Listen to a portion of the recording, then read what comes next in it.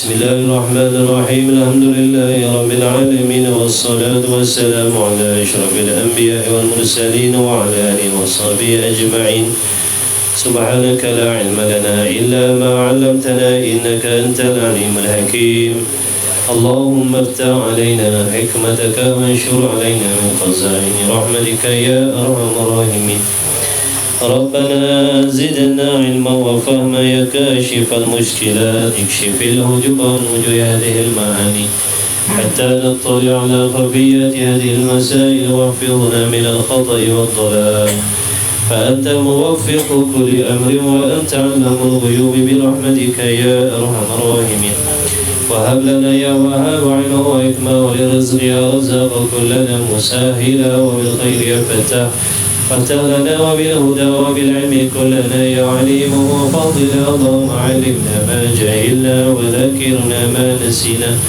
اللهم اجعل أعمالنا خالصة لوجهك الكريم وصلى الله على سيدنا محمد وعلى آله وصحبه وبارك وسلم الحمد لله رب العالمين أما بعد السلام عليكم ورحمة الله وبركاته.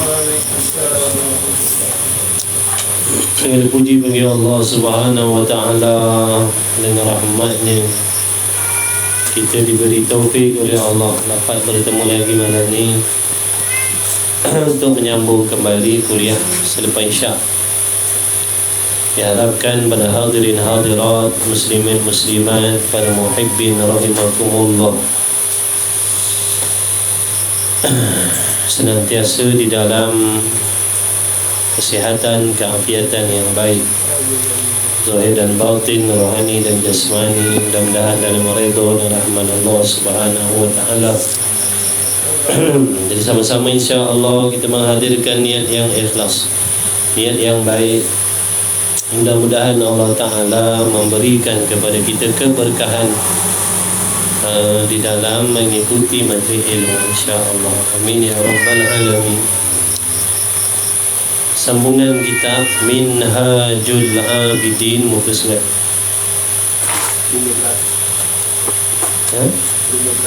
15. Apa baru 9. Kitab baru 15, kitab lama 9. Perenggan berapa? Maka tiada dapat.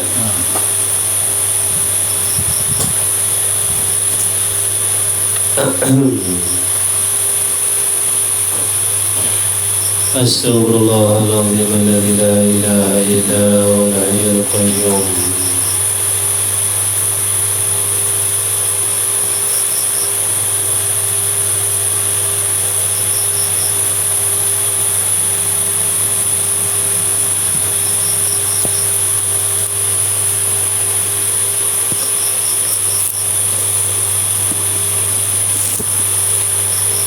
Bismillahirrahmanirrahim.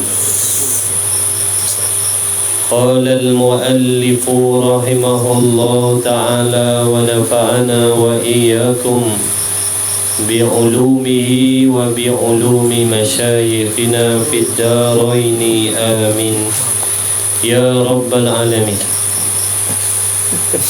Baca doa yuk. Tadi tak baca doa dia tak nguak. Baca doa dan dia nguak. Itulah. Abang mana duduk sebelah speaker. Allah.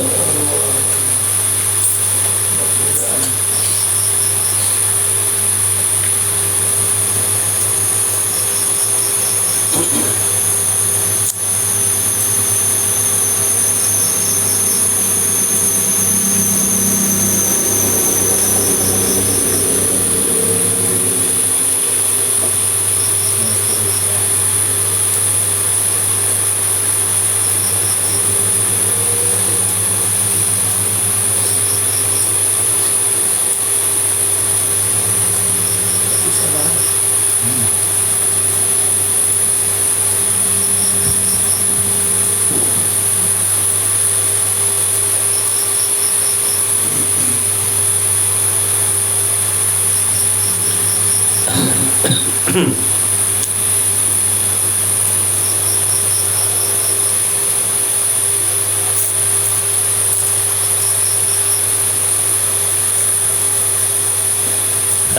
tengok surat 8 je lah, mundur sikit Bismillahirrahmanirrahim. Qala al-muallif rahimahullah ta'ala wa nafa'ana wa iyyakum bi ulumihi wa bi ulumi masyayikhina fid darain amin ya rabbal alamin.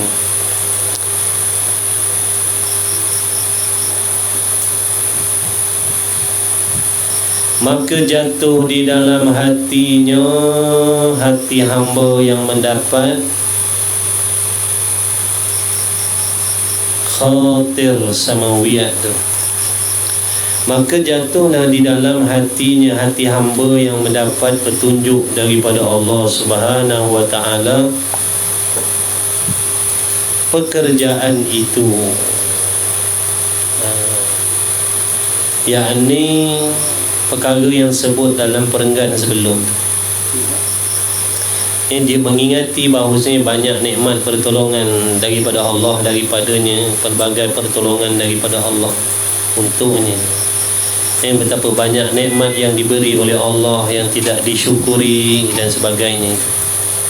Jadi perkara itu menimbulkan rasa takut, rasa risau, rasa bimbang di dalam dirinya terhadap soal jawab Allah Ta'ala nanti di hari kiamat atas diri. Maka jatuhlah di dalam hatinya pekerjaan itu patut sebenar-benarnya, kerana bukan mustahil bagi yang demikian itu pada akal dengan permulaan tilik.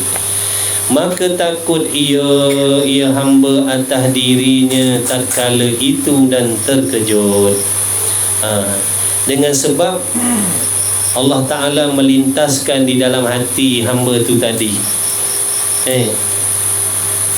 kesedaran betapa banyaknya nikmat yang telah diberi oleh Allah, pelbagai jenis kelazatan yang diberi oleh Allah, pelbagai jenis pertolongan yang diberi oleh Allah. Itu cerita sebelum, jangan lupa cerita sebelum. Jadi dengan sebab itulah memikirkan betapa banyak nikmat Allah atas dirinya, sedangkan diri hamba tu tadi leka, lupa, lalai, menyalahgunakan segala nikmat, tidak bersyukur dengan pemberian dan pertolongan Allah, dan dia yakin nanti di hari kiamat akan disoal, ditanya oleh Allah. Itulah yang membuatkan perasaannya takut. Itu yang membuatkan dia jadi takut, jadi risau, jadi bimbang. Perasaan takut itulah tadi yang akan menolak dirinya yang sebelum tu leka, lupa, lalai untuk memperbaiki dirinya. Kalau sebelum tu dia jauh dengan agama, perasaan takut terhadap azab, siksaan dan perkara yang berlaku di hari kiamat nanti, itulah yang mendorong dirinya untuk mula mengambil tahu dah tentang amal ibadat. Dia dah mula nak mengaji, dia dah mula nak belajar, dia dah mula nak ambil tahu, dia dah mula nak bertaubat dan macam-macam lagi. Itu semuanya faedah daripada rasa takut dalam diri dia tadi. Jadi ulama pun ada mengajarkan kepada kita bagaimana nak menggerakkan diri kita kepada taubat. Di antaranya kita kena ingat, mesti kena ingat betapa banyak nikmat pertolongan Allah atas diri kita yang kita tidak syukur, yang kita salah guna. Kemudian pandang diri kita ni yang penuh dengan kelemahan, dhaif, tak kuat, tak kuasa. Allah bagi pening sikit tak tahan dah, gigit nyamuk pun tak tahan dah, nak kena pukul dengan orang pun tak tahan dah. Bagaimana nak menghadapi azab Allah di hari kiamat? Seandainya kita berterus-terusan melakukan perkara dosa dan maksiat dan tidak mensyukuri nikmat Allah Ta'ala tadi, bagaimana nak menghadapi kesusahan yang Allah janjikan untuk orang yang leka, lupa, lalai atas dunia, sedangkan kita pandang diri kita ni tak kuat, kita ni tak kuat, kita ni lemah, kita ni dhaif, tak tahan lapar. Tu tanda-tanda lemah kita lah. Lapar, bila lapar nak makan, tu lemah, tu sifat lemah kita. Tak boleh rasa dahaga, mesti nak cari air.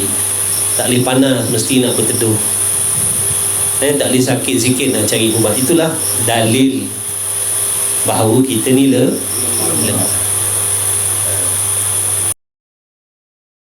Kalau nak dibandingkan kesusahan yang kita alami yang sedikit tadi dengan kesusahan ataupun azab yang Allah janjikan di hari kiamat, mana jauh lebih dahsyat?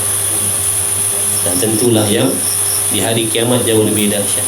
Adakah kita sanggup? Jawabnya tentu kita takkan sanggup. Kerana ujian Allah yang seringan ini pun kita tak mampu. Kita tak mampu. Bagaimana nak menghadapi ujian yang lebih berat daripada itu? Itu yang menimbulkan rasa takut dalam hati hamba tadi. Dia tak nak dah lupa, tak nak dah leka, tak nak dah sibuk dengan dunia. Dia dah mula memalingkan dirinya, membelakangkan dunia, dah mula menghadap kepada ibadat akhirat. Dia dah mula nak ambil tahu tentang cara-cara selok belok melakukan ibadat yang betul agar amalnya diterima oleh Allah, agar dia selamat daripada azab siksaan nanti di hari kiamat. Dah mula ada dalam hatinya. Itu sebab apa tadi? Disebabkan oleh perasaan takut dalam hatinya terhadap balasan ataupun janjian-janjian azab Allah Subhanahu wa taala. Itu yang menolak, yang mendorong hamba yang leka, lupa, lalai sebelum tu nak mendekatkan diri kepada Allah. Setelah dia mendapat khatir samawiyah dulu tu, yang mula-mula sekali. Tengok balik cerita dia. Jadi maka takut ia hamba atas dirinya tatkala itu dan terkejut. Maka inilah pertama khatir yang terkejut itu yang menjaga hamba, maknanya yang menyedarkan hamba tadi. Lintasan hati yang demikian itulah yang menyedarkan hamba tadi daripada sedar daripada apa? Lupa, sedar daripada leka, sedar daripada kelalaian dia. Sebelum tu duduk sibuk berbimbang dengan dunia. Dalam hatinya, dalam fikirannya bersibuk memikirkan kesenangan dunia, tidak pernah memikirkan kesusahan akhirat. Sebelum sibuk dengan dunia, pagi petang siang malam, celik mata ingat dunia, nak pejam mata risau dengan dunia. Kemudian seronok buat dosa, seronok buat maksiat. Apa yang Allah suruh tak pedulikan, apa yang Allah larang langgar. Jadi setelah hamba tu tadi mendapat hidayah, petunjuk daripada Allah, dia sedar dah. Dia nampak dah betapa banyak kesilapan dan kesalahan dia terhadap Allah. Betapa banyak nikmat Allah yang dia tidak syukur. Bahkan banyak nikmat yang dikufur. Nikmat Allah yang dikufur, maknanya menyalahgunakan.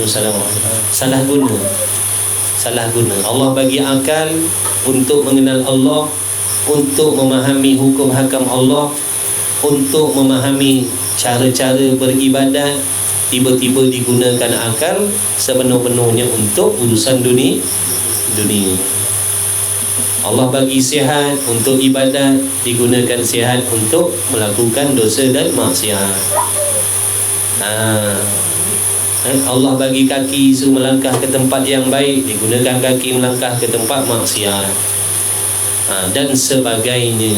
Allah Ta'ala bagi hati supaya disimpan sifat-sifat terpuji, disimpannya sifat-sifat yang dicela oleh Allah. Jadi banyak dosa, banyak salah, banyak silap.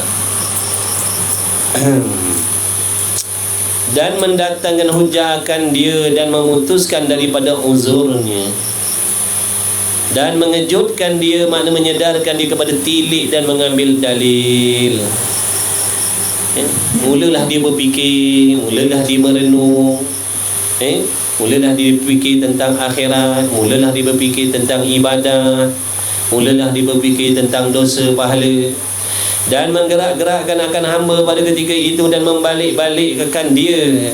Hatinya berbolak-balik, hatinya kacau bilau, dan tiada tinggal baginya ketetapan, dan menilik ia di jalan-jalan kelepasan. Macam mana nak menyelamatkan diri? Hatinya risau, keluh kesah dengan keadaan dia, yang mana dia dah sedar dia ni duduk dalam bahaya. Jadi macam mana nak selamatkan dia tu? Itu maksudnya. Jadi macam mana nak cari jalan selamat ni?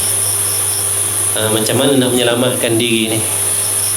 Inilah bila Allah Ta'ala membukakan kebenaran, dia akan nampak. Kenapa sebelum tu berpuluh tahun tak pernah nampak? Masalah tu. Kenapa berpuluh tahun sebelum ni tak nampak salah silap dengan Allah tadi? Kerana ditutup oleh Allah. Allah tutup, nampak tak? Allah tutup. Bila Allah tutup, tak ada seorang boleh buka. Bila Allah lekakan, tak ada seorang pun boleh menjagakan hamba ni. Jadi bertuahlah hamba-hamba yang Allah pilih, yang Allah beri kesedaran, bertuahlah, sangat-sangat bertuah. Sangat-sangat bertuah.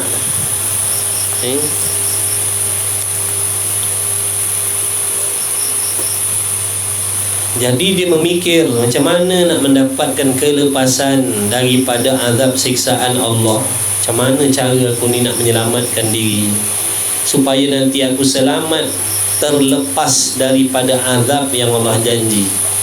Macam mana caranya? Sebelum tu tak pernah terfikir pun, berpuluh tahun tak pernah fikir benda. Tak pernah fikir langsung. Tengok kekuasaan Allah. Sebab tu kita kena takut Allah tutup hati kita ni. Sebab tu kena takut. Nikmat yang Allah bagi pada kita ni, kita kena ada rasa risau kalau Allah tarik kembali. Sekarang ni kita fikir nak belajar, fikir nak mengaji. Dalam hati kita selalu ingat jadual kelas.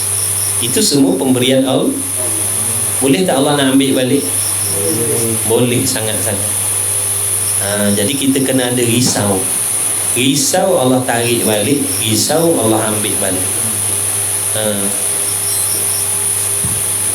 Sebab apa yang ada pada kita ni semuanya milik Allah. Milik Allah. Dan tempat aman.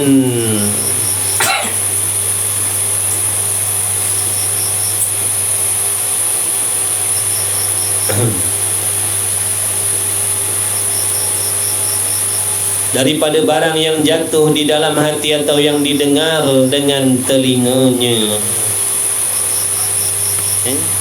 Jadi mana dia mula memikirkan apa yang diketahui daripada hadis-hadis Nabi sallallahu alaihi wasallam ataupun daripada nasihat alim ulama contohnya. Maka tiada dapat padanya jalan yang lain daripada menilik kepada dalil dengan akalnya dan mengambil istidlal ia hamba dengan kejadian ini atas Tuhan yang menjadikan dia supaya hasil baginya ilmu yakin. Maknanya tak dapat, tidak, dia mesti belajar, mencari dalil-dalil, mencari bukti-bukti, memantapkan lagi pegangan dan akidahnya terhadap apa yang dijanjikan oleh Allah. Supaya apa? Supaya hasil baginya keyakinan yang sungguh-sungguh, yang menolak dirinya menjadi hamba yang taat kepada Allah.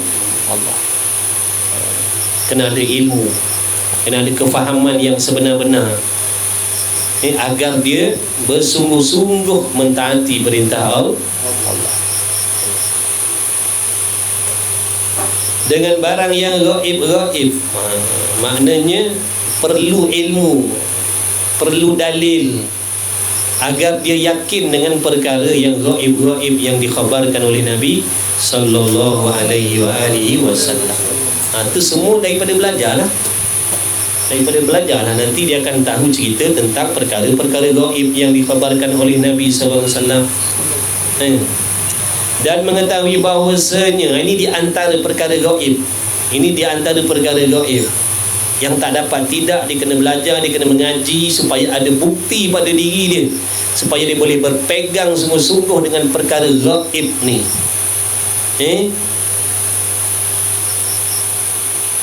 Contohnya mana? Dan mengetahui bahawasanya baginya hamba itu Tuhan. Supaya dia yakin sungguh-sungguh bahawasanya dia ada Tuhan. Macam mana kita nak yakin kita ada Tuhan tanpa kita belajar? Macam mana? Tuhan ni bukan kita boleh tengok. Dengan mata salam.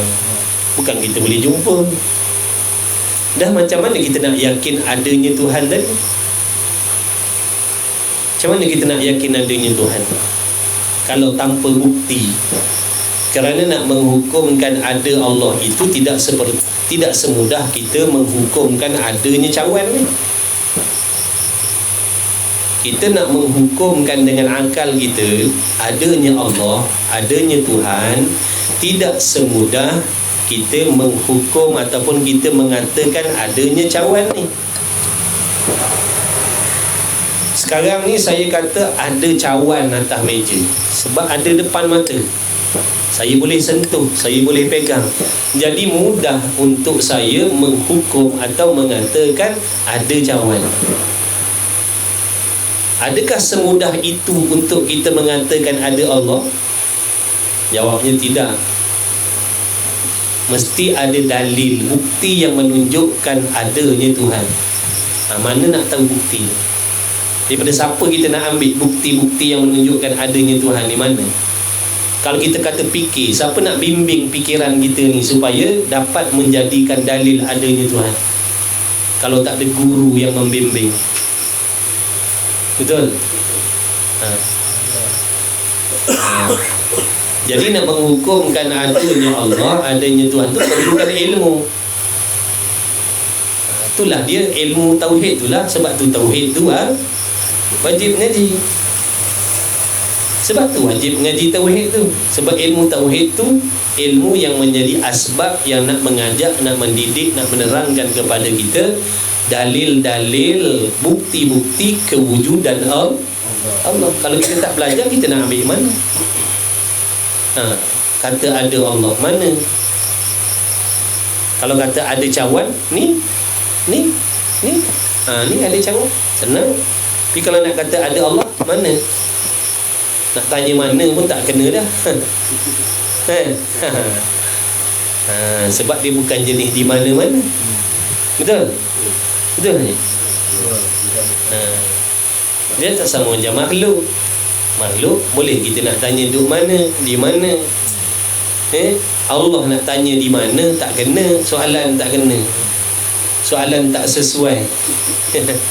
Nak tanya Allah di mana, tak sesuai soalan. Kau nak tanya kepada sesuatu yang maha suci dari di mana-mana. Salam.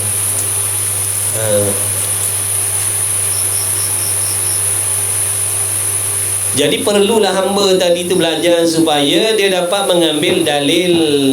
Ada dalil-dalil yang boleh dipegang. Dengan adanya bukti tadi, dia boleh berpegang dengan perkara gaib. Gaib tadi tu contohnya mana? Tentang adanya Tuhan.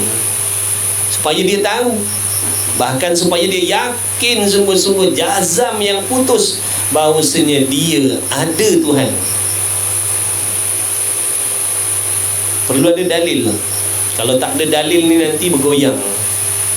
Bila dapat ujian, jadi habis dah. Itu bahaya kalau sekadar tahu Allah tu Tuhan tanpa dalil. Itu bahaya dia. Bila diuji dengan ujian yang berat-berat, datang bisikan syaitan yang berat-berat, mulalah timbul dalam hatinya keraguan tentang adanya Allah. Padahal sebelum tu dia yakin ada Allah. Waktu dia duduk dalam senang lenang, tak ada dugaan, tak ada masalah, dia yakin Allah ada. Allah Tuhan kita, tak ada Tuhan kecuali Allah. Tapi bila datang ujian yang berat-berat, masalah yang berat-berat, tak selesai-selesai, kemudian syaitan pula ambil peluang membisikkan keraguan dan macam-macam soalan, yang mana niat ataupun tujuan setan tadi nak menimbulkan sanksinya terhadap Allah. Dia pula tak ada dalil, tak ada bukti. Mula-mula dalam keadaan peringkat awal, peringkat tidak ada dugaan, ujian, duduk dalam selesa, sehat, afiat, tak ada masalah yang berat-berat, tetap yakin. Tapi bila berat tadi, mulalah dia mempertikaikan, betul ke ada Allah? Banyak berlaku. Duduk dalam susah, duduk dalam masalah, doa-doa tak dapat, jaga semayang, taat kepada Allah, tapi masalah tak selesai. Kadang makin susah hidup dia. Mulalah dalam hatinya bertanya-tanya, betul ke ada Tuhan? Nampak tak ada? Betul ke ada Tuhan ni?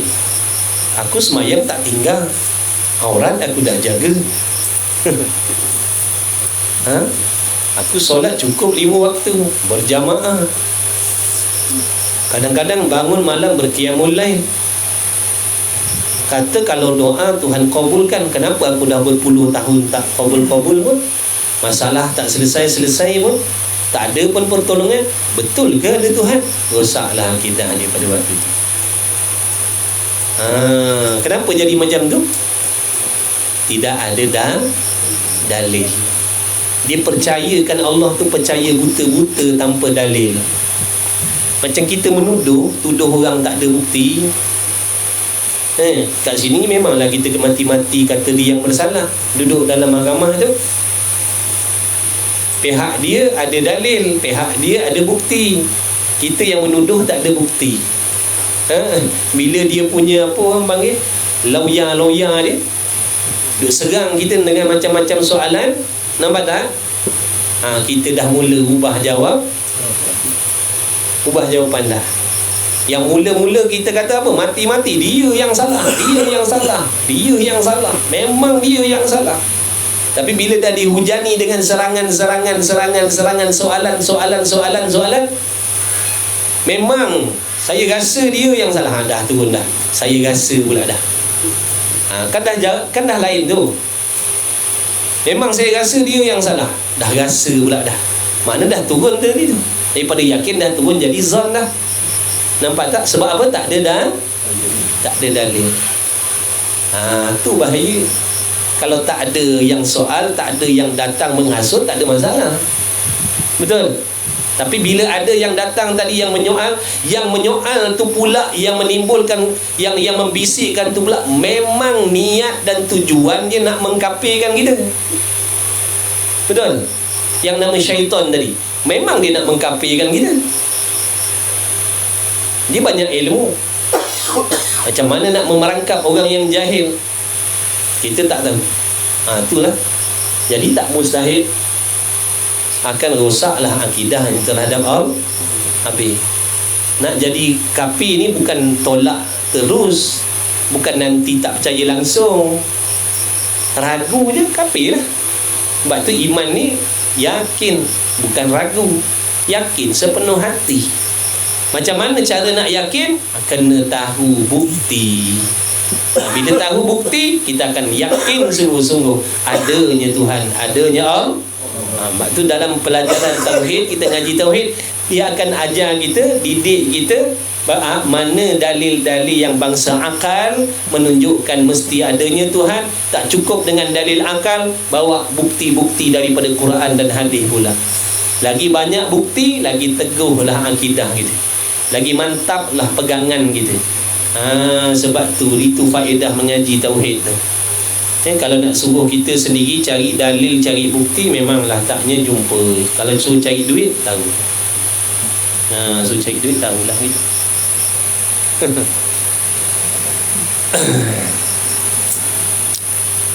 Supaya hasil baginya ilmu yakin dengan barang yang gaib. Dan mengetahui bahawasanya baginya hamba tadi itu Tuhan, supaya dia tahu, supaya dia yakin sungguh-sungguh, aku ni ada pemilik, iaitu Allah.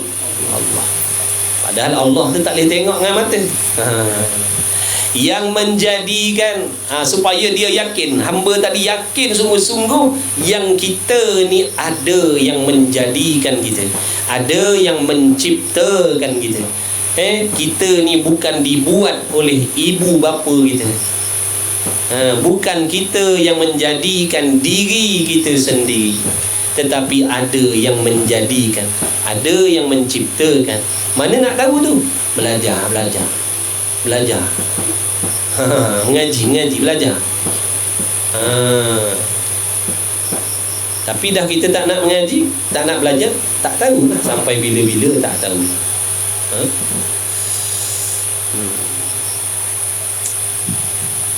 Baginya itu Tuhan yang menjadikan dan yang memberatkan hukum, supaya dia tahu dan dia yakin ada hakim, ada yang menjatuhkan hukum-hukum yang tertentu atas diri kita. Itu yang dipanggil hukum syarak tu. Apa maksud hukum syarak? Undang-undang yang datang daripada Tuhan kepada makhluk dia. Keputusan-keputusan yang datang daripada pencipta kepada makhluk-makhluk ciptaan dia. Allah tu yang menghukum. Jadi Allah tu yang namanya hakim.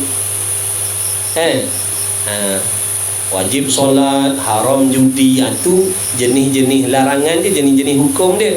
Siapa yang mewajibkan, siapa yang memestikan, siapa yang melarang tadi? Hakim dia tu siapa? Nama hakim tu Allah. Macam mana sifat hakim yang namanya Allah tadi? Ngajilah tauhid tu, nanti akan tahu, akan faham bagaimana sifat hakim yang menjatuhkan hukuman tadi tu, yang namanya Allah tadi. Kalau sekadar kita hanya tahu nama hakim tu Allah, takkan menjadikan kita orang yang nak ikut undang-undang dia. Silap-silap kita bangkang, silap-silap kita pertikai, silap-silap kita lawan, silap-silap kita tak percaya, silap-silap kita tak endah.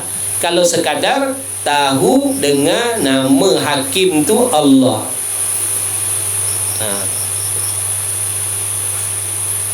Tapi kalau terkenal sifat-sifat hakim tadi bagaimana, itu yang akan menjadikan kita ni yang kena hukum ni tadi, yang dijatuhkan hukum tadi, akan menghormati, akan gerun, akan takut, akan patuh. Kalau terlanggar minta maaf cepat-cepat, sebab takut. Sebab apa? Bukan sekadar tahu hakim tu namanya Allah, bahkan tahu sifat-sifat dia bagaimana. Kalau dia baik, kalau dia buat baik macam mana, tapi kalau dia balas dengan azab macam mana pula.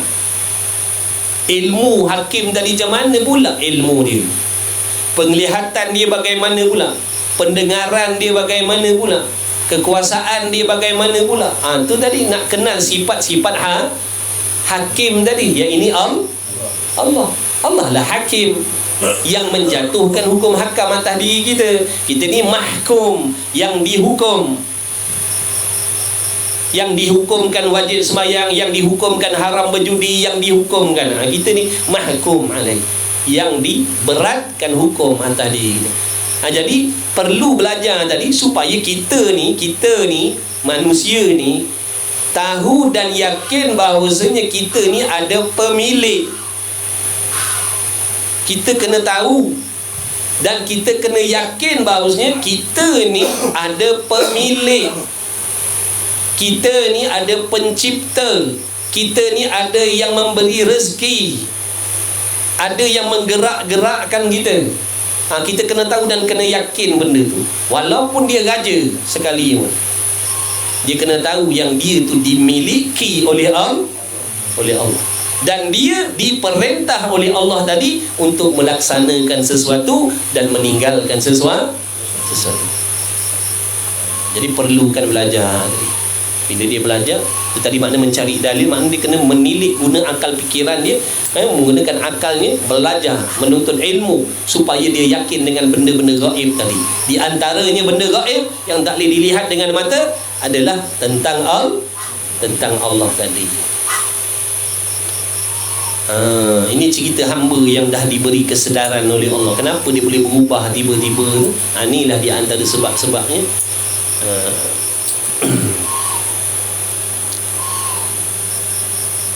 Mengetahui bahawasanya baginya itu Tuhan yang menjadikan dan yang memberatkan hukum. Dia kena tahu, dia kena sedar, dan dia yakin aku ni diberatkan oleh pemilik aku.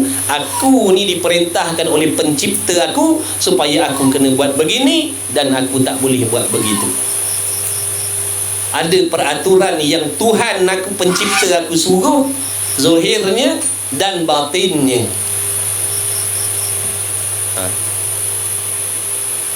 dan menyuruh. Ada kala Tuhan aku tadi tu menyuruh membuat sesuatu pada zahir, dan ada kala dia menyuruh membuat sesuatu pada batin, dan ada kalanya Tuhan ataupun pemilik pencipta aku tadi melarang aku ni daripada membuat sesuatu pada zahir, dan ada kalanya melarang aku ni membuat sesuatu pada batin. Waalaikumsalam. Menyuruh dan menegah. Ada kala dia suruh, ada kala dia tegah. Makna kita kena yakin kita ada Tuhan, kita ada Tuan empunya, kita ni dimiliki oleh Allah Subhanahu wa Ta'ala, yang mana Allah Ta'ala itulah Tuhan ataupun hakim yang ada memerintahkan kepada kita tentang sesuatu. Maka inilah awal aqabah, awal halangan, awal gunung, awal bukit, awal rintangan. Yakni pertama-tama bukit. Kenapa dikata bukit? Isyarat kepada benda yang nak dilalui oleh orang yang dah dapat hidayah ni, benda yang sukar. Untuk nak mendapatkan redha Allah tadi, nak menyelamatkan diri daripada bahaya akhirat tadi, nak menyelamatkan diri dari kecelakaan akhirat tadi, kesusahan akhirat, kepayahan akhirat, azab akhirat tadi, yang pertama-tama sekali dia mesti lalui, iaitu mana? Berhadap akan dia di dalam jalan ibadat. Makna dia nak mengabdikan diri tadi, dia nak mengabdikan dirinya kepada Allah tadi. Tak boleh terus nak tiba-tiba mengabdikan diri tanpa mengetahui selok beloknya. Tak boleh hari ni kita hijrah, hari ni kita pulut buat ibadat ikut suka hati. Tak boleh. Tak sampai, tak kesampaian. Nanti tak kesampaian, tetap dapat azab juga di hari kiamat. Walaupun pada zahir nampak dah berhijrah. Walaupun pada zahir orang kata, "Oi, dia dah berhijrah dah sekarang." Kata orang. Tapi rupa-rupa Allah tak terima pun penghijrahan dia. Kenapa? Berhijrah tanpa ilmu. Berhijrah tanpa ilmu. Nak beribadat tanpa ilmu, macam mana? Tak apalah tu. Dia pun nak mengaji. Orang tak nak mengaji, angsa datang mengaji. Jadi orang tak nak mengaji, banding dengan angsa, mulia angsa lagi. Nampak? Betul dia kata. Dia kata aku ni angsa, Allah tak wajibkan aku mengaji, tapi aku datang jugalah. Mudah-mudahan yang berakal tu tersindir. Tiap kali kan kelas kita angsa ni ada kan. Padahal dia bukan diwajibkan ngaji bermain pun. Tak payah panggil datang. Tak payah iklan kat WhatsApp ke mana, tak payah. Dia datang, dia tahu. Ingat saja-saja gitu. Yang suruh dia datang sini, siapa yang gerakkan dia tu? Adalah cerita dia tu. Di antaranya supaya kita yang berakal ni mikir. Dapat je CCTV ya. Allah Maka inilah awal aqabah. Jaga. Jadi mana-mana kita yang nak berhijrah, inilah. Dengar baik-baik pesanan Al-Imam Al-Ghazali ni. Jangan nak berhijrah sesuka hati tanpa panduan, nanti tak kesampaian. Kita je berasa macam dah baik, kita je nanti berasa macam Allah dah terima.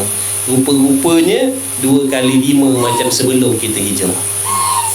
Itulah pentingnya ilmu. Ngaji lah. Mengaji belajar. Dan iaitu dinamakan dia maknanya rintangan, halangan, cabaran yang pertama-tama sekali, yang wajib bukan harus, bukan sunat, wajib dilalui oleh mana-mana orang yang dah nak beribadat, yang dah nak cari bekalan mati. Pertama-tama sekali, bukit yang dia nak kena panjat, yang dia nak kena daki, iaitu apa? Dinamakan dia Aqabatul Ilmi, bukit ilmu, bukit ilmu ataupun gunung ilmu. Yakni nak mencari ilmu tu, nak cari ilmu, nak cari maklumat, nak dapatkan kefahaman tentang selok belok cara beribadat yang Allah suruh tu, nak dapatkan ilmu, panduan pedoman nak beribadat ni, macam daki gunung. Pada pihak payahnya, banyak halangannya, banyak cubaannya, banyak gangguannya, banyak hasutannya, banyak masalahnya. Cuba kita perhati baik-baik dalam kita nak belajar ni. Macam-macam dugaan, macam-macam halangan, macam-macam masalah yang kadang-kadang nak mengajak kita supaya tarik diri daripada belajar. Inilah yang Imam Ghazali sebut ni. Ini belum beribadat ni, belum beribadat. Ini baru nak cari alat nak ibadat. Kan ilmu tu alat nak ibadat. Ibadat ni setelah ada alat. Kalau tak ada alat, ibadat tu bohong, tu bayang-bayang je. Itu belum ibadat lagi, sebab ibadat yang betul dengan ni nak cari ilmu ni, nak cari ilmu pun dah macam-macam halangan, dugaan, cabaran, gangguan, hasutan. Sebab tu ramai yang tarik diri, mengaji sekerat jalan, mengaji sekerat jalan, mengaji angan-angan teh ayam, mengaji ikut kawan. Kawan tak datang, kita tak datang. Nampak tak? Tu halangan lah tu. Ngaji angan-angan teh ayam. Lepas tu betulkan niat kita belajar. Betulkan niat kita belajar. Kita belajar, kita ikut kelas. Kenapa? Kerana siapa? Kerana kawan ke? Ataupun kan? Kalau bukan kerana orang, insya-Allah. Kalau kita belajar kerana orang, nanti kalau kita ada masalah dengan orang tu, kita tak ngaji dah. Betul tak? Aku tak nak datang lah, sebab ada dalam ramai-ramai tu aku tak sebulu dengan dia. Dah tak datang. Dah kena perangkap setan. Nampak tak tu? Berjaya tak setan? Berjaya. Dia cerdik. Dia memang bidang dia. Kalau betul kau belajar kerana Allah, pedulikan kawan kau. Kau bergaduh dengan kawan kau, dengan kawan kau lah. Kenapa kau nak libatkan di asbab kawan yang tak sebulu dengan kau nak berhenti mengaji? Nampak tak? Nampak tak cerdiknya kita tadi tu? Nampak tak cerdiknya kita? Dengan sebab apa? Sebab kita tak sebulu dengan kawan ni, kita tak nak mengaji. Siapa yang rugi? Kita lah rugi. Sendirilah yang rugi. Kawan tu dah memang silap-silap dia datang, kita tak datang. Dia datang, kita tak datang. Nampak tak? Ni banyak berlaku ni. Ni banyak sangat berlaku. Waalaikumsalam. Banyak berlaku. Kita tak sedar, rupa-rupanya itulah di antara permainan ataupun perangkap syaitan nafsu dalam usaha mencari tak perasan, rupanya perangkap. Dah terkena kita. Sebab tu banyak mengaji sekat jalan, mula-mula buka kitab 50 orang. Bila seminggu tu tinggal 20 orang habis. 30 orang lesap, lenyap, tak tahu baik ke mana. Ni pun tak tahulah ni berapa hari lagi tinggal.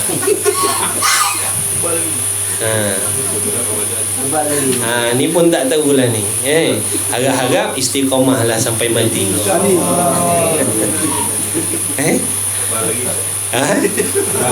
Tebal lagi kita ni, tak tahu umur kita.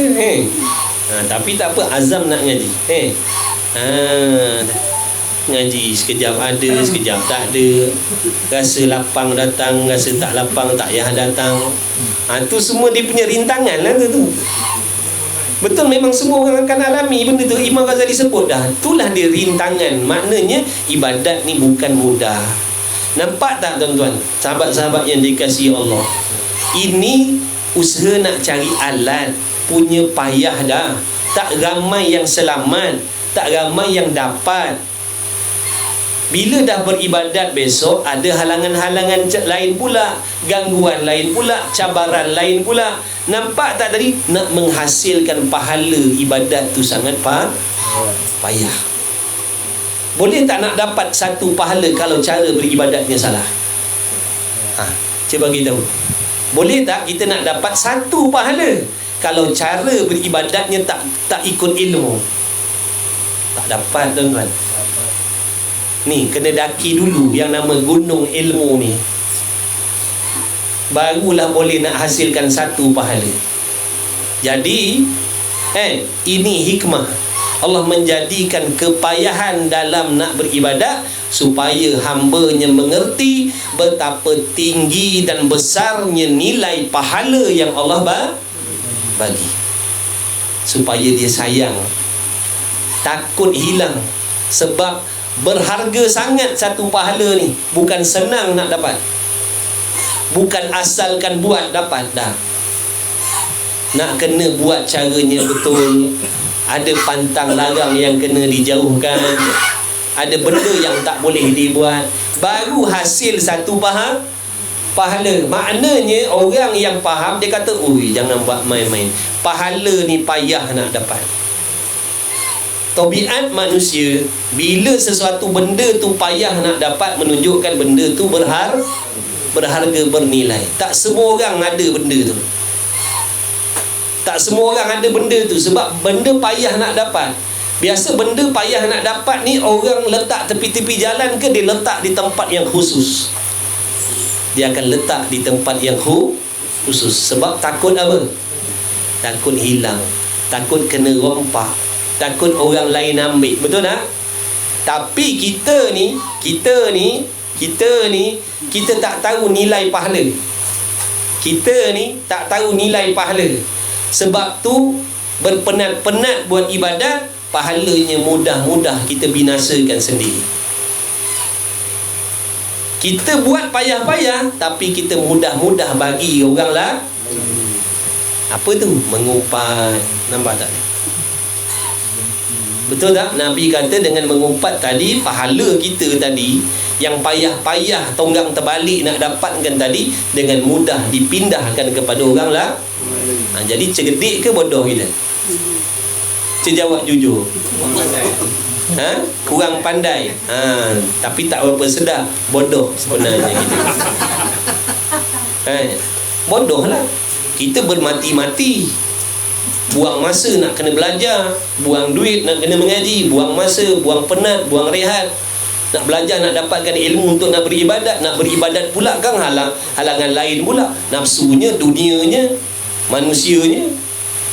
Tiba-tiba bila dah dapat, bagi orang lain. Besok tunggang terbalik lagi cari. Dah akhirnya mati tangan kosong. Cerdik ke bodoh kita? Bodoh. Takkan nak kata cerdik lah macam tu. Kalau cerdik dia jaga baik lah. Oh, minta maaf, kau takkan dapat pahala, kau minta maaf, aku takkan mengumpat, minta maaf lah. Tu baru cerdik. Sebab tahu nilai. Ini hikmah. Imam Ghazali kata, kenapa Allah menjadikan kepayahan dalam nak menghasilkan ibadat? Supaya kita tahu nilai dia. Ibadat ni bukan benda tepi jalan, bukan benda murahan maksudnya. Nak ambil-ambil, nak siapa tak nak boleh buang, bukan. Hanya orang-orang tertentu saja yang Allah bagi. Jadi kalau kita, yang perangai kita suka berdengki, suka mengumpat dan sebagainya, sesungguhnya kita orang yang tak tahu nilai pahala yang diberi oleh Allah. Itulah cerita ni. Orang tanya kenapa payah sangat nak beribadat. Itu dia antara jawapannya, supaya kau tahu nilainya tu macam mana. Sebab bukan senang nak mendapatkan walau satu pahala kalau kau tak ada alat-alat dia ni. Ngumpat lagi. Ngumpat lagi. Cerita hal orang, cerita dosa orang, cerita maksiat orang. Lepas tu dengki. Bila orang dapat nikmat, doakan yang jahat-jahat. Buatlah. Memang mati muflis kita. Memang mati muflis. Silap-silap mati tanggung dosa orang pula. Dah nak bagi pahala apa? Dah tak ada pahala dah, nak bagi tanggung dosa orang pula. Tak pasal-pasal. Nampak dah dah. Sebab tu orang-orang tu dia takut. Sebab apa? Dia faham benda ni. Dia faham, biarlah. Kau nak umpat-umpatlah, aku tak berani. Sebab apa? Dia faham tadi. Bukan mudah. Ni bekal ni tuan ni. Ni yang sembahyang, puasa, tutup aurat ni bekal ni, bekal mati ni. Tiba-tiba kau bagi kat orang, bagi kat orang, bagi kat orang, bagi kat orang. Apa bekalan? Apa yang tinggal? Memang orang nampak kita ke masjid, ke surau, majlis ilmu dan sebagainya. Orang nampak, tapi pada Allah kita dah tak ada apa dah. Sebab apa? Kita tadi sendiri yang membuat benda-benda yang merosakkan pahala kita. Jadi akhirnya mati habis lah. Menyesal lah habis. Menyesal lah kita. Sebab tu ada benda-benda yang Allah haramkan. Sebab apa? Bila kau buat, ada kalanya menjadi sebab pahala kau semua dipadam oleh Allah. Jadi nak yakin dia tadi tu, nak yakin tu kena belajar tu. Nak datangkan yakin memang sungguh-sungguh pahala kita nanti dihapuskan oleh Allah. Nak datangkan yakin tu macam mana supaya kita jaga betul-betul. Sebab tu orang nak umpat kita, biarkan. Kita jangan. Orang nak dengki dengan kita, silakan. Kita jangan. Makin ramai orang umpat, makin untung kita. Sebab apa? Pahala mereka diberi oleh Allah kepada kita. Allah pindahkan. Alhamdulillah. Bila orang banyak mengumpat kita, Alhamdulillah. Sebab tu bukan cerita lawak, bukan cerita dongeng, memang sungguh-sungguh. Macam sekarang ni tuan-tuan perempuan duduk umpat saja, cerita pasal jahat saja. Di tempat yang tak kena, dengan niat yang tak kena. Semua pahala kalian sampai kepada saya. Masuk dalam buku akaun. Ada berapa orang ni? Kata 30 orang, 20 orang. 20 ni punya amalan masuk dalam buku amalan ni. Beruntung tak saya? Beruntung saya, Alhamdulillah. Dan Allah tak tarik balik. Itulah pahala ni. Jadi siapa yang banyak pahala boleh dah mengumpat ni.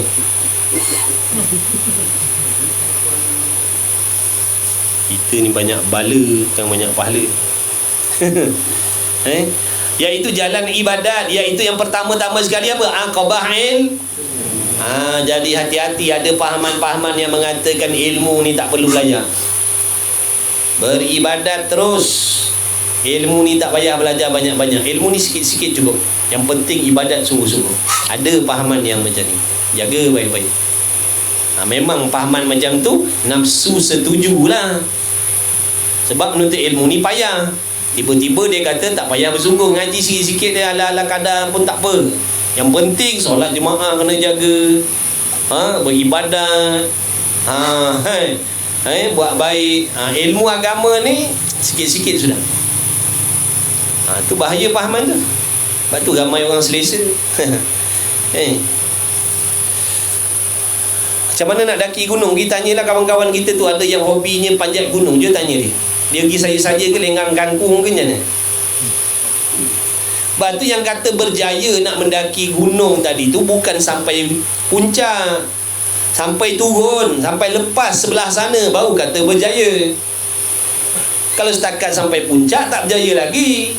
Sebab dugaan waktu naik tak sama dengan dugaan waktu tu turun. Betul tak?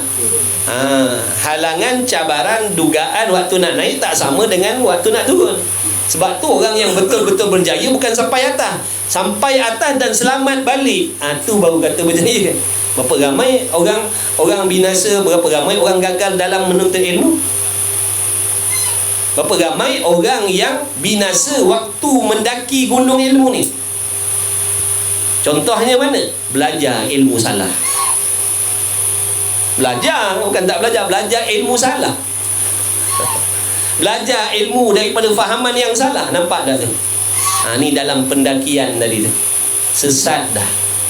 Na'udzubillah. Macam mana amal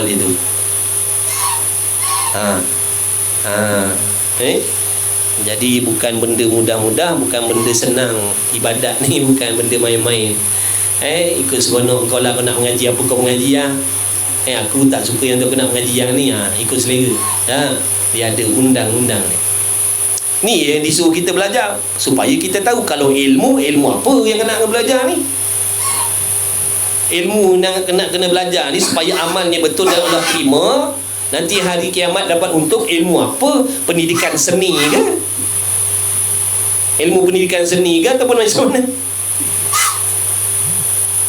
Pahaman yang macam mana nak kena mengaji? Akidah yang macam mana? Syariat yang macam mana? Tu kena mengaji. Ni kita tak nak mengaji. Ajak mengaji tak mau. Tak ada masa.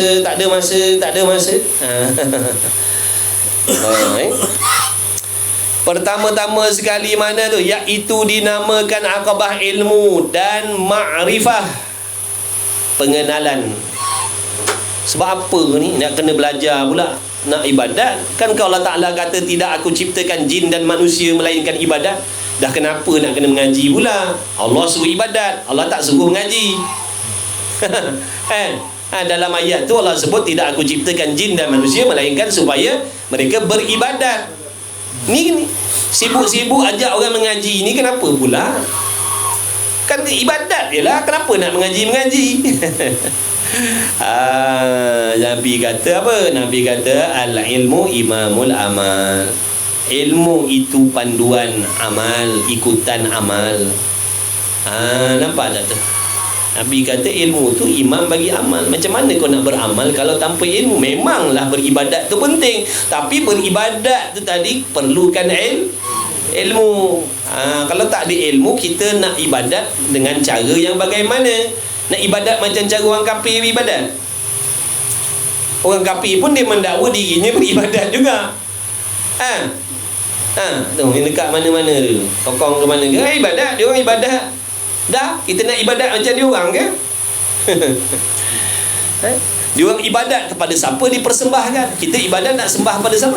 Nak persembahkan kepada siapa?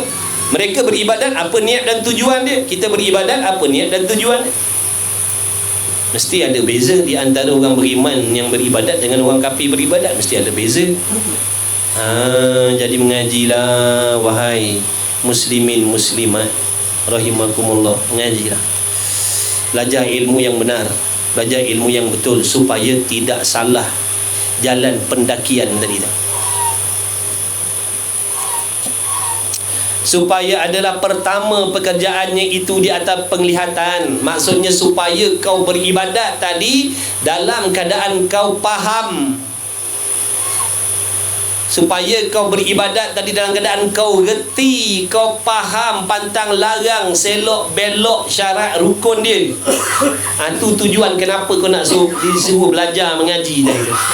Supaya kau tahu cara buatnya begini. Yang Allah suruh, contoh solat, yang Allah suruh solat, yang Allah suruh solat ni, solatnya ada syarat. Apa syaratnya nak solat? Sebagai contoh, aku mesti suci dari hadah kecil, hadah besar. Hadah kecil tu apa? Menatang Hadah besar tu menatang macam mana? Kalau tak ada ilmu, macam mana nak bezakan macam tu?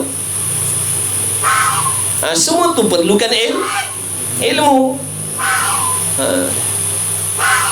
Nak ibadat, nak sembahyang, memang Allah suruh sembahyang, tapi sembahyang yang bagaimana yang Allah suruh? Sembahyang yang bagaimana yang Allah baru terima? Sembahyang yang macam mana yang baru melepaskan kewajipan?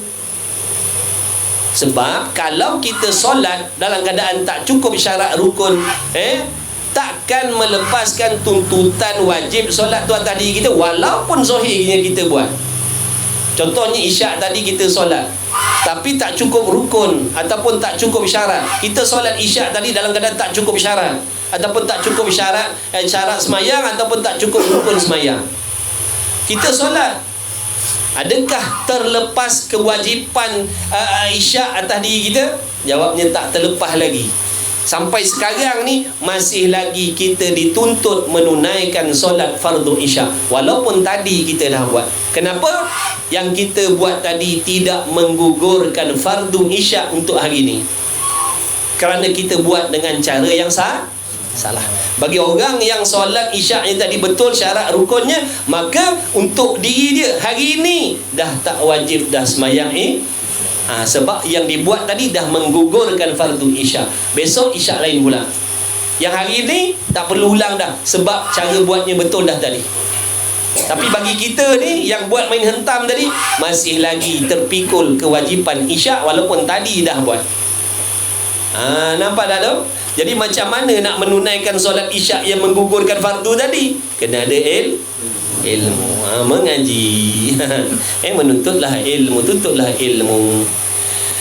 Maka mengambil ia hamba di dalam memutuskan dia tak dapat tidak, maka hamba yang berfikir tadi dia kata tak dapat tidak, aku ni mesti kena menuntut ilmu, mesti dengan baik tilik di dalam dalail supaya dia menggunakan akal fikirannya untuk menilik dalil-dalil, bukti-bukti, dan sempurna bicarakan supaya dia boleh menyempurnakan ibadat tadi, supaya dia boleh laksanakan dengan cara yang betul dan cara yang sempurna. Dan belajar, makna sempurna bicarakan, makna mengaji betul-betul. Sebab tu mengaji ni walaupun umur kita dah 60-70 kena bersungguh. Sebab yang kita belajar ni tujuannya untuk nak memperbetulkan ibadat kita. Bukan kita mengaji agama ni supaya nanti jabatan agama panggil kita bagi kerja, bukan. Sebab tu ada orang tanya, dah tua-tua bangka nak bersungguh-sungguh mengaji buat apa, kata dia. Ada yang tua-tua mikirnya tu, dah tua-tua macam ni, apa nak bersungguh-sungguh mengaji. Pergi ngaji bibi buang, waktu senang-senang pergi je lah. Nampak tak tu? Kenapa jadi macam tu? Sebab tak faham. Sebab tak faham. Kita mengaji ni bukan sebab apa? Sebab ibadat tadi tu. Takut ibadat kita tu salah. Maka mengaji ni, ilmu ni benda yang akan mengesahkan amal kita tu nanti diterima oleh Allah atau tidak. Maka kena buatlah, kena tuntutlah, sungguh-sungguh tuntut. Makna kena ngaji lah sungguh-sungguh, kena ambil fahamlah betul-betul supaya kita boleh betulkan dan baiki amalan kita tadi tu. Kalau kita tak sungguh-sungguh belajar, boleh jadi kita tak akan faham tentang sesuatu ilmu. Bila tak faham, macam mana nak amalkan? Tak faham macam mana nak baiki solat kalau kita pun tak faham. Mengaji solat celang-celup, celang-celup, macam makan biskut cecah air. Celup-celup makan, celup-celup makan. Ngaji celup-celup.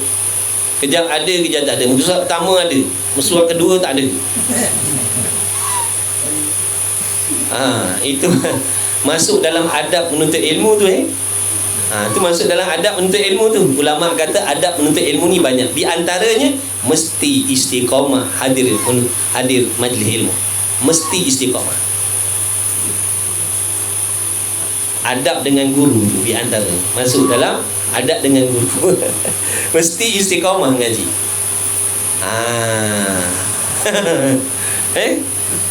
Dah nak kata macam mana? Kena bagi tahu lah. Kata belajar, kena belajar lah semua. Kena ambil tahu semua supaya kita tahu kita ni penuntut ilmu yang bagaimana. Agar dapat kita baiki. Biasalah manusia ada kelemahan. Tapi ada azam nak baiki. Sebab ulama sebut benda tu masuk dalam adab-adab menuntut ilmu. Dia mesti istiqamah menuntut ilmu. Itu di antara adab murid dengan guru. Dia mesti istiqamah.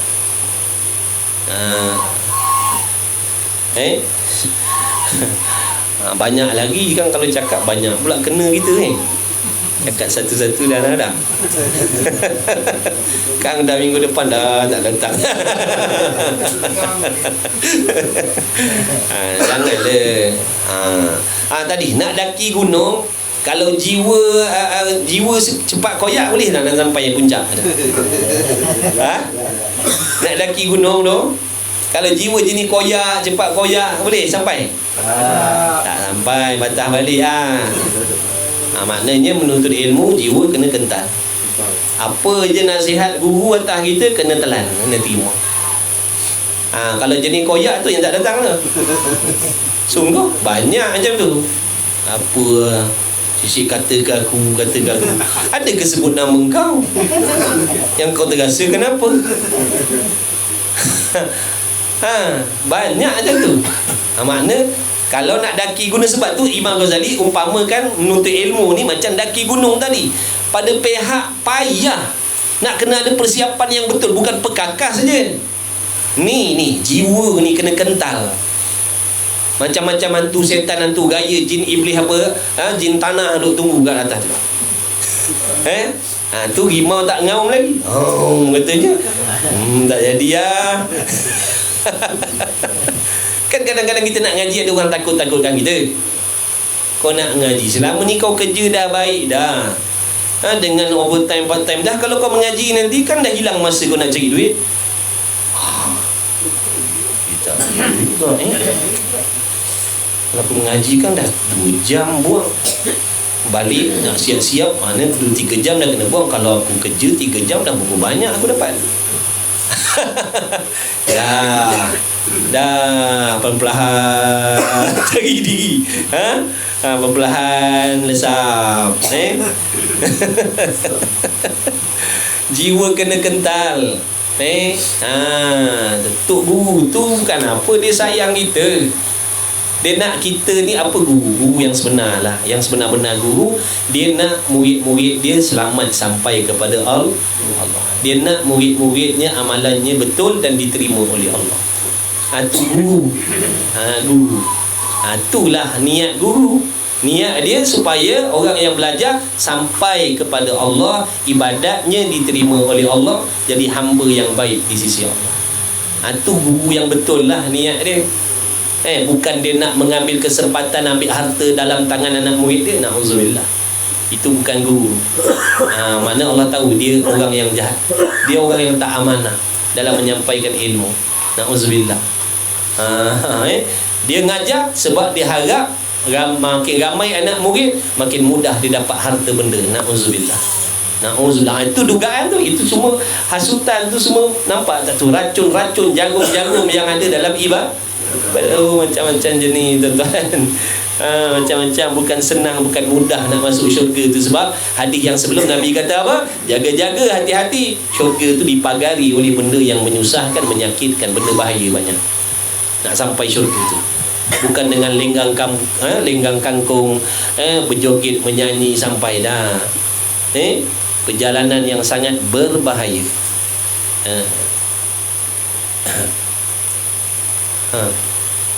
Ngaji sungguh-sungguh.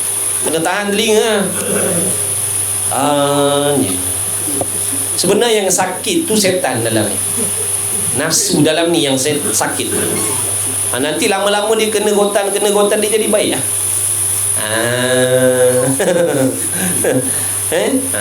Macam tu. Kalau tak tahan, cabut, lari, tak dapat lah. Tak dapat. Tu banyak adab nak kena jaga. Adab masa, kena jaga masa. Kenapa kalau kita nak pergi pejabat bukan main bersungguh, kita nak punch kat awal, takut terlambat. Pergi majlis ilmu, nanti sampai 10.30, pukul 10 suku dia datang. Saya tempat kerja buat macam tu, tengok. Tu semua nak kena ejah balik tu. Ada kena-mengena tu. Tepati waktu. Tu masuk dalam adab menuntut ilmu. Makna di situ Allah telik orang ni bersungguh ke tidak nak cari ilmu, dihargai ke tidak. Makna dengan urusan dunia mana nampak dia lebih memberatkan. Allah kira tu. Dalam hal kita cari duit, macam mana sikap kita? Dalam hal kita nak cari ilmu, macam mana sikap kita? Jeng. Siap, minggu depan tak datang ramai dah ni. Sabar je lah. Dah nak kena bagi tahu lah. Tak nanti kita kena tanya balik, apa pasal dulu tak cakap?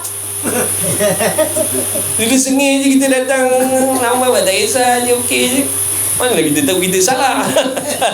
Pun salah juga. Baik ke cakap.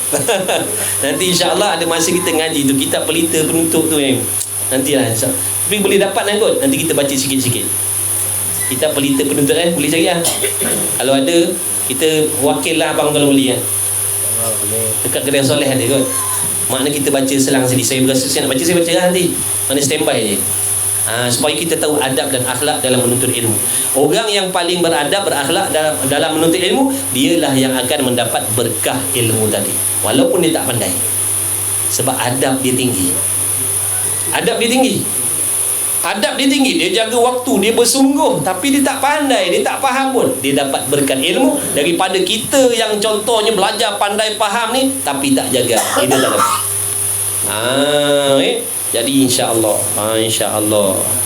Boleh cari tu sambil-sambil kita. Pelita penuntut, bukan tepung pelita Jangan salah pula tepung pelita bazar Ramadan. Pasal malam itu ada. Namakah salah dengar kan?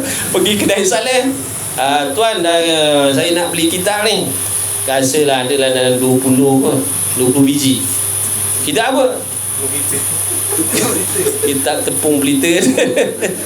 Dia kata ni salah kedai.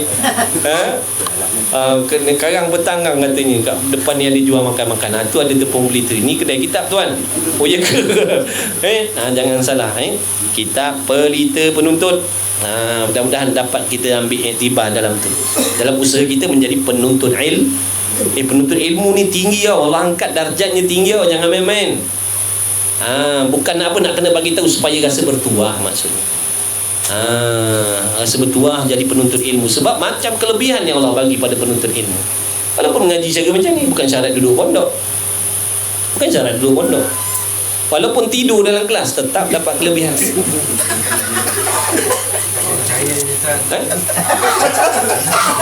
Ada yang kena ke? Dan kalau tidur mana boleh menyaut. Maknanya matanya lelap, hatinya tidak.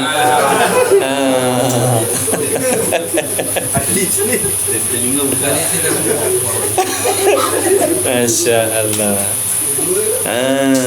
Okay, sikit lagi nak berhenti. Macam-macam. Menyesal aku datang tadi katanya. Allah sedang. Tak apalah. Semua pahala tuan-tuan sama-sama. Ada lah telinga. Macam tu lah. Nak repair kereta, sabarlah, kena ketuk, kena apa body banyak kemek dah. Jadi nak kena ketuk lah. Kalau tak ketuk nanti macam mana nak pergi hantar spa. Kena ketuk dulu, kasih luhu yang bengkok, yang kemek jadi rata. Nanti simen pula, apa tu cat, apa tu polish, baru sinar bana kita. Kita ni macam tu lah. Dalam proses nak repair diri kita memang kena lalui benda macam ni. Ada orang dia tak nak belajar tasawuf ni sebab apa? Tak tahan. Tak tahan. Isi kena je, malah je. Duduklah kau dalam gosak tu. Kau takkan jadi betul sampai bila-bila. Kalau kita hantar kereta kat kedai tu, kita tak sampai hati, koyak hati kita tengok kereta kita apek tu buat macam tu, duk ketuk, duk potong, duk macam-macam pasal kasau nau dengan kita aku dah lama kelekang. Kata apek, tak apa apek, saya bawa balik ni kita. Tak sanggup tengok lu buat ni macam. Ambil lah, jadi bangkai buruk lah, jadi besi buruk lah jawabnya. Tak akan elok sampai bila-bila. Maksudnya proses tu kena lalui kalau nak cantik. Faham tak tu? Kalau nak cantik kena sabar lalui proses tu. Sebab tu memang rasa ni sebab yang rasa terbantai ni jiwa kita, hati kita yang ada masalah ni. Tapi nanti lama kelamaan dia jadi okey, dia jadi baik, dia jadi cantik lah besok. Ni nak buat cincin ni tuan-tuan ni, nampak lawa ni, cuba tengok proses dia macam mana. Sebelum dia jadi macam ni, apa proses yang dia lalui? Tiba-tiba dia jadi macam ni. Dah, dia ada proses dia. Kena gali, kena ketuk, kena gahak, kena macam-macam kemudian baru jadi cincin. Kita nak betul, nak baiki diri kita, macam tu lah proses dia.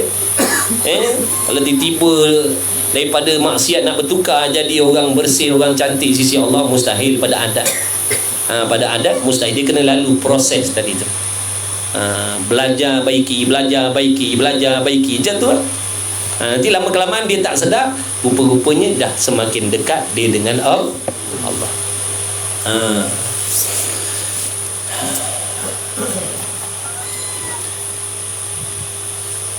maka mengambil ia di dalam memutuskan.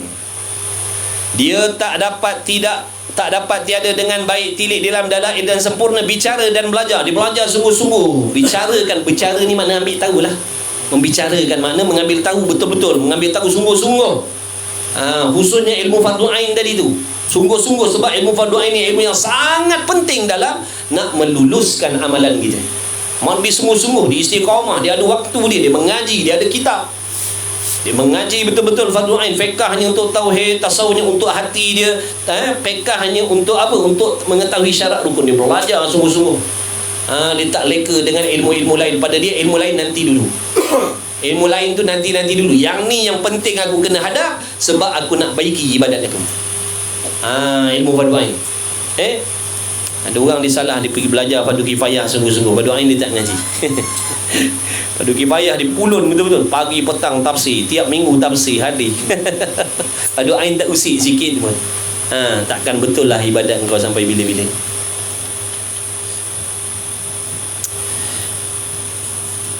Dan belajar dan bertanya-tanya daripada ulama akhirat. Sebab apa pula dikaitkan ulama akhirat ni? Kerana nak keluarkan ulama dunia.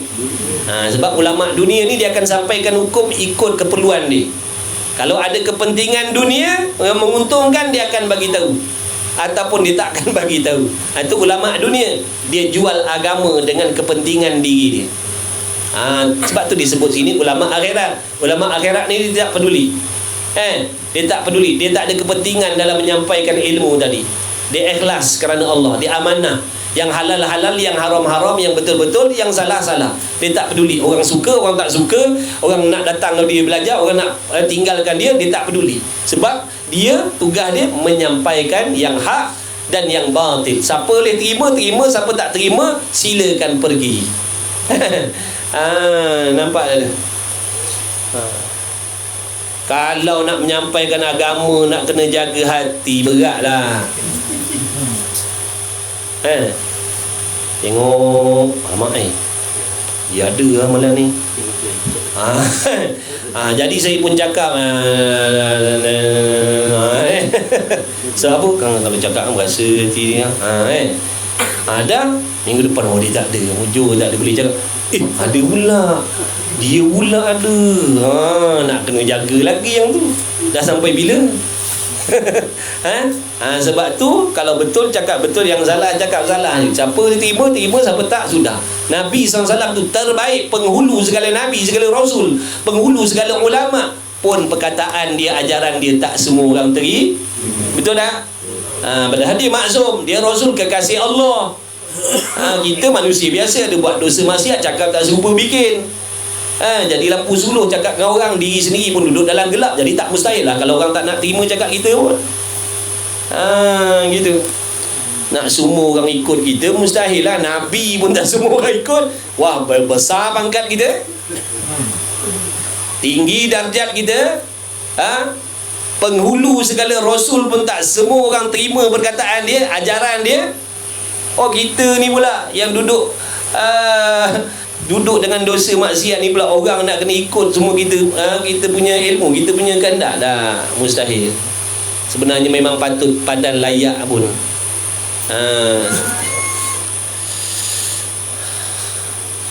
Sebab tu dikaitkan ulama akhirat ni. Sebab ulama dunia banyak. Ulama dunia kalau dicakap tu mendatangkan mudarat diri dia, dia takkan cakap. Kalau dia cakap benda tu menjadikan orang benci pada dia, dia takkan cakap. Sebab niat dia apa? Nak orang kasih kepada dia. Dia nak orang kasih kepada dia. Dia tak nak orang tinggalkan dia. Maka dia akan jaga hati orang tadi lah. Kadang-kadang sebab tu kadang yang haram dia tak jaga haram. Sebab nak jaga hati, nak jaga pengikut dia, nak jaga pelajar dia, supaya nanti jangan berkurangan murid dia. Na'udzubillah. Itu semua niat-niat dunia lah tu, na'udzubillah. Dan belajar bertanya-tanya alim ulama akhirat, yang adalah mereka itu ulama akhirat. Sebab tu kalau nak ngaji cari ulama akhirat, jangan ulama dunia. Ulama dunia ni mana dia gadaikan agama dengan kepentingan dunia dia. Bicarakan, belajar dan bertanya-tanya daripada ulama akhirat yang adalah mereka itu ulama akhirat yang membawa jalan di dalam jalan ini. Mereka lah yang tolong menunjukkan jalan, menerangkan kepada kita jalan ini, makna jalan ibadat yang sebenar-benarnya. Ulama akhirat tadi, dia akan menyampaikan kepada kita ilmu yang hak, ilmu yang sebenar, dan pelita bagi umat, penyuluh lah, penyuluh bagi umat. Mana umat ni, kita ni nak berjalan kepada Allah dengan ibadat, disuluh, ditolong, disuluhkan perjalanan kita ni supaya selamat sampai betul tempat pijaknya, betul langkahnya. Siapa yang nyuluh tadi? Ulama akhirat tadilah. Ibaratnya kalau tak ada dia orang ni, kita berjalan nak pergi kepada Allah ibadat tadi, seolah-olahnya meraba-raba dalam gelap. Itu yang ramai tersungkur, ramai yang jatuh gaul, jalan dalam gelap. Jalan dalam gelap. Tak nampak mana jambatan, mana lubang, mana tebing, mana lurah. Main jalan lah, ikutlah. Dan ikutan a'immah, ikutan a'immah, ulama-ulama yang besar-besar, dan tempat mengambil faedah. Ulama tu tempat kita ambil faedah. Ulama ni tempat kita ambil manfaat. Kita berusaha benda-benda dunia, kita berusaha atas dunia. Usaha kita ni atas dunia takkan dapat untung akhirat kalau tidak diterangkan oleh ulama bagaimana cara nak berusaha atas dunia. Contohnya, kita usaha cari makan pagi, petang, siang, malam. Niat kita untuk kaya, niat kita untuk mewah, niat kita untuk seronok dengan harta benda. Makna tak ada kebajikan lah tu kerja kita. Sebab tu ulama pesan, betulkan niat kamu dalam mencari rezeki. Bila kamu mencari rezeki dengan niat nak memudahkan urusan ibadat, baru pekerjaan kamu dikira ibadat, baru dapat pahala. Tak kisah kerja pejabat, kerja swasta, kerja sendiri, meniaga. Kalau betul niat kau bekerja tadi tujuan nak menolong ibadat kau dan nak bini kau, barulah dia dikira ibadat. Tapi kalau bekerja berpagi, bermati-mati bekerja, niatnya apa? Supaya nanti aku mudah nak beli barang, mudah nak ke mana-mana, mudah nak makan dan sebagainya. Kata Imam Ghazali, semua tu maksiat, tak dapat pahala. Siapa yang terangkan tadi? Ulama tadi tolong terangkan. Kalau dia orang tak terangkan, kita tak tahu. Kita pun bersusah payahlah, bermati-mati sampai menggadai nyawa kita cari duit. Rupa-rupanya niat apa? Nak berseronok-seronok dengan duit yang kita dapat. Nampak dah tu? Nampak dah tu? Kalau ulama tak bagi tahu, habislah kita. Kita duk syok dengan niat yang macam tu cari duit. Rugi ya. Orang lain kerja dapat pahala, kita kerja tak dapat pahala. Jadi harus je lah. Imam Ghazali kata, apa saja kesusahan, kepayahan, keperitan yang kau lalui, kalau bukan niatnya dan tujuannya untuk ibadat, kau takkan dapat pahala. Dan tempat mengambil faedah dan minta doa yang soleh, minta doa yang baik-baik daripada mereka itu akan taufik. Sebab tu adab kita bila jumpa alim ulama, orang soleh, minta doakan kita. Itu tanda kita tawaduk, merendah diri dan bersangka baik kepada mereka, yang mana mereka adalah orang-orang yang dekat dengan Allah. Mudah-mudahan dengan keberkatan doa mereka, kita mendapat faedah daripada doa mereka tu, daripada Allah. Dan minta tolong hingga bahawa diputuskan dia dengan taufik Allah Ta'ala. Mana minta dah alim ulama tadi mendoakan perjalanan nak ibadat kita ni diselamatkan oleh Allah, ditolong oleh Allah, dibantu oleh Allah awal hingga ke akhirnya. Minta doa, maka hasillah baginya, bagi hamba, ilmu dan yakin dengan yang gaib, dan iaitu maksudnya baginya Tuhan. Wallahu a'lam. Disambung ya. Macam itulah dia ibadat. Ambil tahu tentang ibadat. Kalau kita tak belajar, kita tak tahu ibadat tu apa bendanya. Kita main buat saja. Kita rasa tak ada nilai pun, tu yang kita tak sayang pahala kita. Buat-buat bagi kau orang, buat-buat bagi kau orang, buat-buat bagi kau orang, tapi kerja tak naklah bagi kau orang duit. Kerja penat-penat. bagi orang duit. Semua bagi. Saya nak bagi nombor akaun. Kalau tak sayang pahala, maknanya duit lagilah tak sayang. Sebab pahala dengan duit mana lebih bernilai? Pahala lah lagi bernilai. Dan kalau pahala kita tak sayang, duit lagilah kita tak sayang. Betul tak? Betul tak? Pahala dengan duit mana bernilai? Pahala. Dah kita tak sayang pahala, makna duit lagilah kita tak sayang. Betul? Saya nak bagi nombor akaun lah. Kerja penat-penat nanti abang-abang ni overtime, part time apa pun. Cukup bulan masuk dalam muka akaun saya. Tahu pula rugi, tahu pula penat. Tahu pula macam buat kerja bodoh je. Penat-penat bagi orang duit, penat-penat kerja. Cukup pula bagi duit. Pandai pula. Dah pahala kita macam mana? Penat-penat semayang, penat-penat tutup aurat, penat-penat buat kebajikan. Kalau yang suami penat-penat cari nafkah halal, tunaikan tanggungjawab pada anak bini. Sedekah sini, sedekah sana, derma sini, derma sana, wakaf sini, wakaf sana, zakat sini, zakat sana. Yang perempuan pula penat khidmat dengan laki, dengan rumah tangga. Tiba-tiba pahala kebajikannya mudah-mudah bagi orang lain. Kan sama tu cerita dia 2 kali 5. Cuma tadi kerugian dunia nampak duit, ni kerugian pahala tak nampak. Sebab tu bila tak nampak, kita tak berasa ada rugi apa-apa pun. Kalau kita mengumpat, berdengki, berdendam, kita rasa tak ada apa rugi pun kita. Betul? Cuba dengan mengumpat tu, gaji bulan ni tak ada. Tak mengumpat Aku mulai hari ni aku tak nak mengumpat. Sebab apa? Tadi majikan majikan tadi ada buat mesyuarat. Dia kata mulai saat ni, mulai bulan depan, mana-mana pekerja yang mengumpat, gajinya takkan dibagi. Jadi mulai hari ni aku taubat dah. Aku tak nak mengumpat dah. Sungguh. Dia kata dibuat undang-undang macam tu, rasa tak mengumpat dah kita. Sebab apa? Nampak rugi dunia. Nampak rugi dunia. Tapi percayalah sungguh-sungguh, memang kita akan rugi serugi-ruginya akhirat kita kalau kita tak boleh tinggalkan tabiat suka mengumpat dan berdengki ni. Siapa kata? Nabi kata akan merugikan kita. Jadi tu di antara pantang orang beribadat. Tu pantang orang beribadat. Orang beribadat pantangnya mengumpat. Jangan mengumpat. Kalau tak nanti ibadat-ibadat habis, ibadat-ibadat habis, ibadat-ibadat habis. Kerja-kerja tak ada duit, kerja-kerja tak ada duit maksudnya. Wallahu subhanahu wa ta'ala alam wa ilmuhu wa atam. Ni betul ke? Baik. Ada sahabat kita yang mengaji minta doakan, dia sakit. Ni sahabat kita yang ngaji secara online lah, selalu dia memang istiqamah ngaji, selalu ada kelas pagi, petang, malam ada. Tapi katanya dalam minggu ni kot dia timpa musibah, sakit dalam perut lah.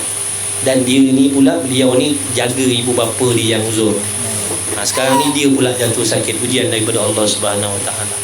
Jadi pakat-pakatlah kita doakan ni, sama-sama kita bacakan nanti insya-Allah suratul Fatihah. Mudah-mudahan Allah Taala mengangkat dan menerima doa kita.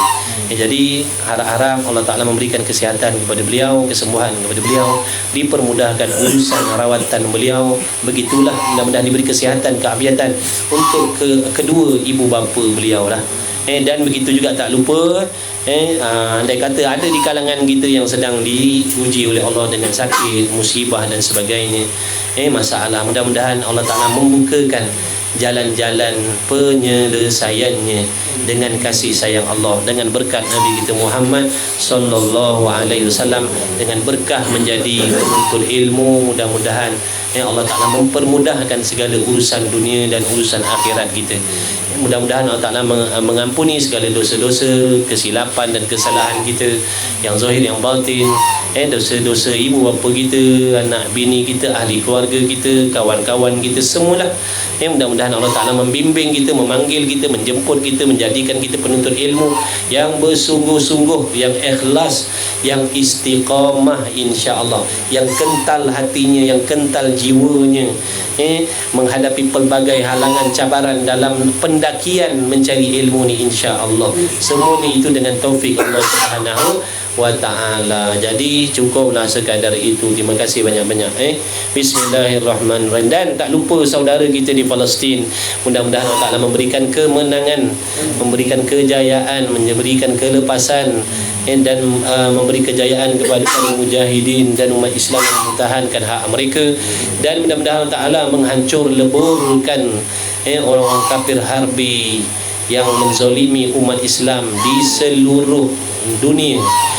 Mana-mana orang kafir harbi yang nak membuat zalim kepada umat Islam, mudah-mudahan dibinasakan oleh Allah Subhanahu Wa Taala, diberikan kekalahan dan diberikan kejayaan kepada umat Islam dengan berkah Nabi kita Muhammad sallallahu alaihi wasallam. Al-Fatihah. A'udzubillahi minasyaitonir rajim. Bismillahirrahmanirrahim. Alhamdulillahirabbil alamin arrahmanir rahim maliki yaumiddin.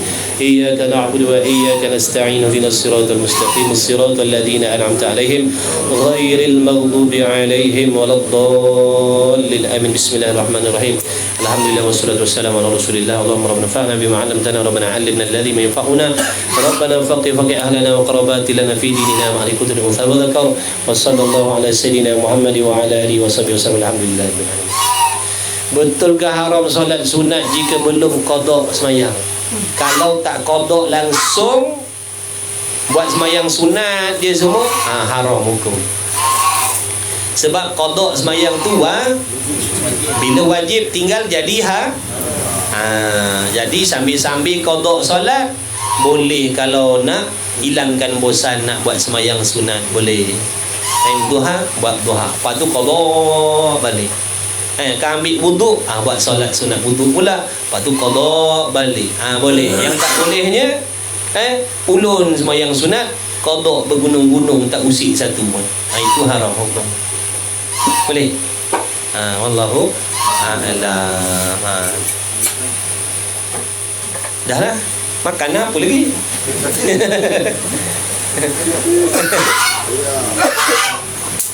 Nanti satu masa kita akan rindukan angsa ni. Berapa umur dia bang? 15 tahun? Lebih? Kecil lagi dia besar. Jangan-jangan sebaya dengan saya tak? Saya kecil lagi dia. Jangan-jangan sebaya dengan saya tak? Lebih 20 lebih sebaya lah saya. 20 lebih 25. Baik. Tapi 20 tahun ada bang 20 tahun ada kawan-kawan jangan main tau. Ni angsa yang datang mengaji ni umurnya 20 tahun. Mana dia angsa dia jauh dah lagi. Istiqomah angsa ni tak pernah miss dah dia daripada awal kelas kat sini. Masya Allah. Makan apa menu hari ni tak tahu lagi, tak nampak lagi, tak turun lagi daripada langit. Tak turun daripada langit lagi. Tunggu sekejap. Bismillahirrahmanirrahim. Boleh.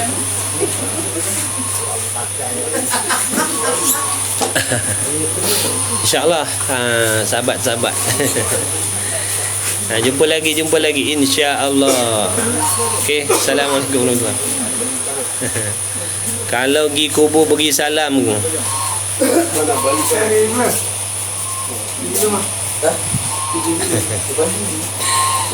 Allah Rabbi.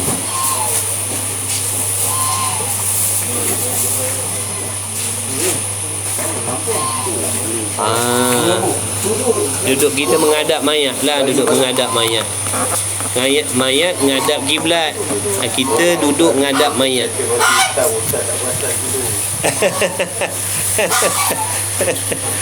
Kita duduk menghadap mayat. Bagi salam waktu tu. Molek-moleknya masuk je tanah perkuburan tu bagi salam semua. Semua dapat. Semua dapat. Muda lagi. Hafiz umur berapa Hafiz? Tu angsa tu jap tengok angsa Tengok angsa yang istiqamah datang. Tu dia. Tu angsa tu. Tengok angsa tu istiqamah. Tak boleh zoom, boleh zoom. Tu angsa tu. Tu angsa tu istiqamah mengaji Angsa tu istiqamah mengaji.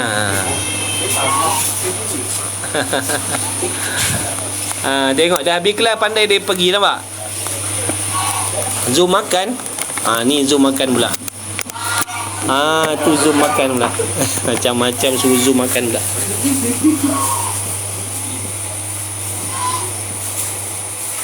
Tak perlu. Waktu pregnant dulu solat duduk. Tak perlu qada. Sebab keadaan tu dah memang keadaan yang mengharuskan kita sembahyang duduk, tak perlu qada.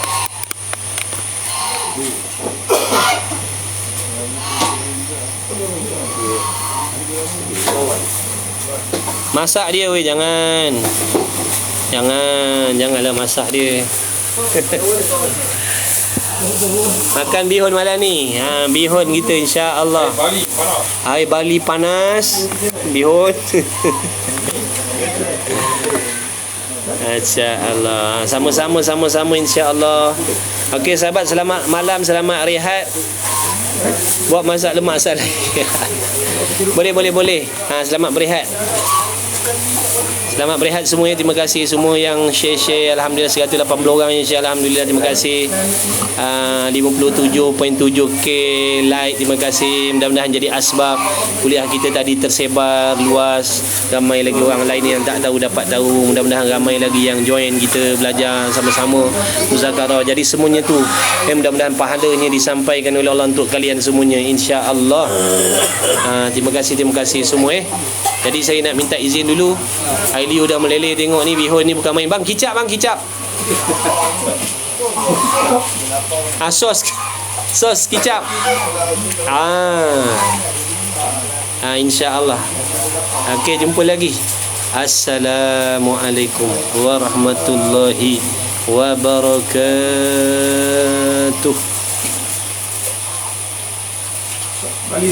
Bali. Main. Allahumma salli ala Muhammad.